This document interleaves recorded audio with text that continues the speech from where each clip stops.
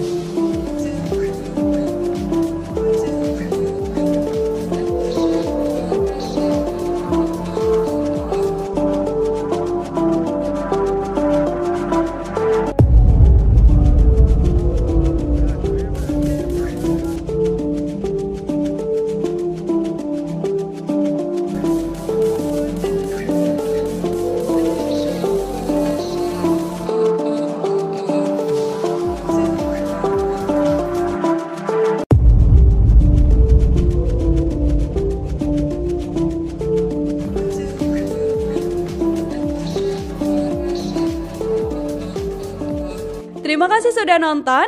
Jangan lupa like, subscribe, dan share ya.